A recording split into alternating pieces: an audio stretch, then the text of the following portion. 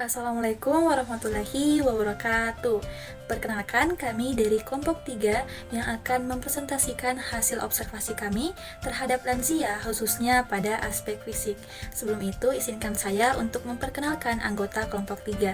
Ada Taskia Amalia, Keisha Priscilla, Amalia Haq, Fadila Naira Taslim, Sabila Cahya Ramadhani, Kalin Kristina, dan juga Putri Ramadhani Akbar. Selanjutnya, biodata subjek dengan inisial P, umur subjek yaitu 76 tahun, tanggal kami melakukan observasi yaitu 19 Mei 2024 dan bertempat di Biring Rumang. Berkurangnya nutrisi yang disebabkan karena rendahnya kadar protein yang dikonsumsi oleh individu lansia berkaitan dengan menurunnya sel T yang berperan untuk menghancurkan sel-sel yang terinfeksi, menyebabkan sistem kekebalan tubuh yang semakin memburuk. Dengan melemahnya sistem kekebalan tubuh pada usia lansia, menyebabkan terbukanya jalan bagi penyakit untuk tubuh. Nah, berdasarkan hasil wawancara, subjek menyebutkan bahwa sistem kekebalan tubuhnya itu cukup baik karena subjek rutin melakukan pemeriksaan kesehatan di puskesmas serta rutin mengonsumsi obat dari puskesmas. Ber pada tahun 2012 mengungkapkan bahwa pada masa dewasa akhir, individu akan mengalami sejumlah perubahan fisik yang dapat diamati secara langsung. Nah, perubahan tersebut dapat terlihat pada rambut, bentuk tubuh, wajah maupun kulit individu, dan lain sebagainya. Saat diwawancarai, subjek P menyatakan bahwa perubahan fisik yang paling ia sadari yang terjadi pada dirinya sendiri adalah perubahan terhadap kulitnya, di mana kulitnya mulai keriput dan mengendur. Nah, hal yang diungkapkan oleh subjek P sejalan dengan penjelasan dari Ber tahun 2012 yang menyatakan bahwa individu pada masa dewasa akhir mengalami perubahan terhadap kulitnya, di mana kulit individu akan menjadi kering, kasar, keriput, serta mengendur. Masuki masa dewasa akhir atau lansia, tinggi badan individu terus mengalami penurunan, terutama pada wanita. Hal tersebut dikarenakan menipisnya kandungan mineral tulang yang menyebabkan semakin mengempisnya tulang belakang. Selain itu, setelah usia 60 tahun, berat badan individu juga mengalami penurunan karena semakin banyak menyusutnya kepadatan tulang dan otot. Berdasarkan hasil wawancara, subjek menjelaskan bahwa tinggi badannya dahulu berada pada kisaran 157 cm dan sekarang menurun hingga berada pada 150 cm. Nah, menurunnya tinggi badan subjek tersebut disertai dengan penyusutan pada berat badannya. Pada dasarnya, penurunan kemampuan otot lebih signifikan terjadi pada masa dewasa akhir atau lanjut usia. Rata-rata usia 70 hingga 80 tahun mengalami penurunan kemampuan otot sekitar 30 hingga 50%. Berdasarkan hasil wawancara, subjek P sering mengalami nyeri pada bagian lutut dan juga pinggang. Subjek P menyatakan bahwa rasa nyeri tersebut biasanya muncul ketika subjek P duduk terlalu lama. Salah satu strategi yang biasanya subjek P lakukan untuk mengatasi rasa nyeri itu ialah dengan meminum ramuan ataupun jamuan herbal. Kemampuan otot dan fleksibilitas sendi yang menurun memengaruhi kemampuan individu lanjut usia untuk berjalan. Berdasarkan hasil wawancara, subjek P mengaku bahwa pada masa dewasa akhir, kemampuannya untuk berjalan cenderung lebih lambat dibandingkan pada masa dewasa awal dan masa dewasa madya. Kemampuan subjek P untuk berjalan dipengaruhi oleh kecelakaan sederhana berupa keseleo yang menyebabkan salah satu kaki dari subjek P bengkak dan memengaruhi kemampuan subjek P untuk berjalan. Sandrock pada tahun 2012 menyatakan bahwa individu pada masa dewasa akhir akan mengalami penurunan dalam fungsi penglihatan. Terjadinya perubahan secara berkala pada retina akan menyebabkan individu mengalami gangguan pada penglihatannya. Nah, selanjutnya Sandrock juga mengungkapkan bahwa individu mengalami penurunan dalam penglihatan terhadap warna. Hal yang diungkapkan oleh Sandrock sejalan dengan kondisi dari subjek P. Subjek P menyatakan bahwa pada masa dewasa akhir ini ia mengalami rambut jauh yang disebabkan oleh penyakit diabetes yang dideritanya. Nah, penyakit diabetes sendiri menyebabkan terjadinya retinopati diabetik yang merupakan kerusakan pada pembuluh darah di retina sehingga terjadinya penyakit atau gangguan penglihatan. Kemudian subjek juga menyatakan bahwa subjek terkadang salah menginterpretasikan warna yang sedang dilihatnya. Sekitar 15% individu yang berumur 65 tahun ke atas ini akan cenderung mengalami kemunduran pada indera pendengarannya.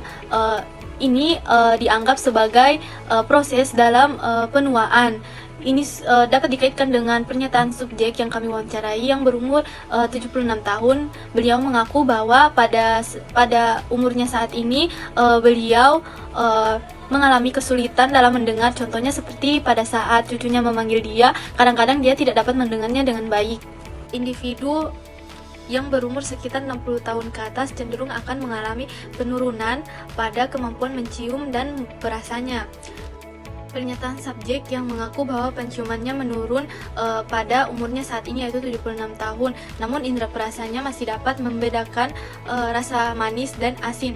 Ini dapat dikaitkan dengan teori. Meskipun subjek masih dapat membedakan antara rasa manis dan asin pada saat subjek sedang memasak, penurunan kemampuan menciumnya mungkin mengurangi pengalaman sensori secara keseluruhan. Seiring bertambahnya usia, individu itu biasanya mengalami penurunan kepekaan terhadap sentuhan dan juga rasa sakit.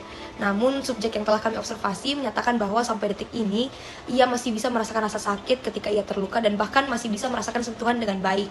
Jadi ini menunjukkan bahwa tidak semua individu mengalami penurunan yang sama, dan bahkan beberapa individu itu tetap saja bisa memiliki kepekaan yang tinggi terhadap sentuhan dan rasa sakit di umur mereka yang telah memasuki umur dewasa akhir. Jadi banyak sekali faktor yang bisa mempengaruhi hal ini, baik itu faktor genetik, gaya hidup, maupun kesehatan individu secara keseluruhan itu dapat mempengaruhi sejauh mana seseorang dapat mengalami penurunan sensitivitas terhadap rasa sakit dan juga sentuhan. Jadi Santok pada tahun 2012 itu juga menyebutkan bahwa gangguan kardiovaskular ini meningkat pada masa dewasa akhir dan juga usia lanjut. Hal ini termasuk dengan penurunan kekuatan jantung dalam memompa, peningkatan laju denyut jantung maksimum, serta penurunan aliran darah ke seluruh sistem peredaran darah. Namun meskipun demikian, subjek yang telah kami observasi ini menyatakan bahwa ia tidak pernah mengalami gejala-gejala yang berkaitan dengan jantung. Hal ini mungkin disebabkan oleh aktivitas yang secara rutin dan teratur itu dilakukan oleh subjek untuk meningkatkan kesehatannya.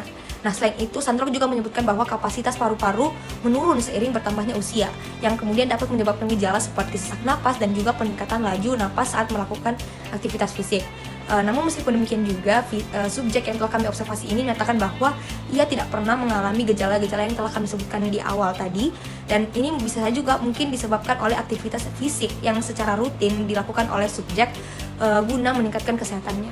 Jadi subjek menyatakan bahwa ia dapat tidur beberapa kali dalam sehari, namun tidak dalam durasi yang lama. Hal ini sesuai dengan teori yang telah dikemukakan oleh Santok, di mana Santok ini percaya bahwa pola tidur dewasa akhir itu cenderung menjadi lebih terpecah-pecah, di mana tidur siang atau tidur sebentar itu dapat terjadi beberapa kali dalam sehari, namun bisa menjadi kebiasaan yang umum pada beberapa individu lansia. Nah, subjek juga kemudian menjelaskan bahwa subjek itu tertidur lebih awal dan juga bangun lebih cepat dibandingkan orang lain. Hal ini juga sesuai dengan teori yang dikemukakan oleh Santok, di mana Santok ini percaya bahwa pola tidur individu pada dewasa akhir ini cenderung bergeser, di mana individu dewasa akhir ini memiliki kecenderungan untuk tidur lebih awal dan bangun lebih pagi dibandingkan orang lain. Pada usia 70 atau 80 tahun, pria lebih sering mengalami masalah tidur dibandingkan dengan wanita. Nah, hal tersebut terjadi karena pembesaran kelenjar prostat yang menyebabkan uretra menurut sehingga meningkatkan frekuensi buang air kecil. Nah, fenomena ini juga dialami oleh wanita lansia, seperti yang diungkapkan oleh subjek dalam wawancara, bahwa dia sering bangun 2 kali di tengah malam untuk buang air kecil. Nah, hal tersebut menunjukkan bahwa masalah tidur pada lansia tidak hanya terbatas pada pria, tetapi juga dapat terjadi pada wanita, terutama karena faktor fisiologis yang serupa. Nah, meskipun begitu, subjek P juga mengatakan bahwa dia tidak mengalami gangguan tidur. Osteoporosis yang disebabkan oleh kehilangan jaringan tulang dalam jumlah besar yang dapat mengakibatkan postur tubuh membungkuk dan meningkatkan risiko patah tulang terutama pada wanita. Nah, berdasarkan hasil wawancara, subjek P ini mengalami perubahan dalam cara berjalannya, di mana dulunya itu dia jalan itu lebih cepat dibandingkan dengan sekarang, dan saat ini dia terkadang berjalan sedikit membungkuk meskipun belum terlalu parah. Nah, hal tersebut bisa menjadi indikasi awal dari penurunan massa tulang yang merupakan gejala osteoporosis.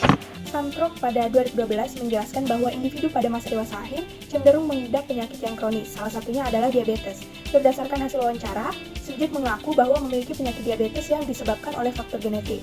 Nah, hal tersebut juga sejalan dengan pernyataan Berg pada 2017 bahwa variasi genetik mempengaruhi perkembangan biologis individu. Berdasarkan hasil wawancara, subjek P mengatakan bahwa dirinya sering melakukan olahraga seperti jalan-jalan sore di sekitar rumahnya. Nah, subjek P juga sering melakukan senam bersama di puskesmas terdekat untuk lansia pada setiap hari Sabtunya untuk membuat tubuhnya menjadi lebih segar dan bugar. Hal yang terjadi pada subjek P ini sejalan dengan teori Santok 2012 yang menyatakan bahwa olahraga adalah salah satu cara untuk membina kesehatan khususnya pada lansia. Untuk dewasa umur 60 tahun ke atas direkomendasikan untuk melakukan aktivitas dengan intens yang sedang seperti mengayuh sepeda, jalan cepat, dan juga latihan kekuatan sebanyak 2 kali atau lebih dalam seminggu. Berdasarkan hasil wawancara, subjek P mengatakan bahwa dirinya sering mengonsumsi ikan, sayuran, dan juga nasi. Dia juga membatasi porsi makannya meskipun sering makan dalam sehari bahkan lebih dari 3 kali. Hal yang terjadi pada subjek P ini sejalan dengan teori Berg 2012 yang menyatakan bahwa perubahan fisik di usia lanjut memicu semakin tingginya kebutuhan akan kalsium dan juga vitamin D untuk melindungi tulang, seng dan vitamin B6 untuk melindungi sistem imun, dan juga vitamin A, C, dan E untuk mencegah radikal bebas.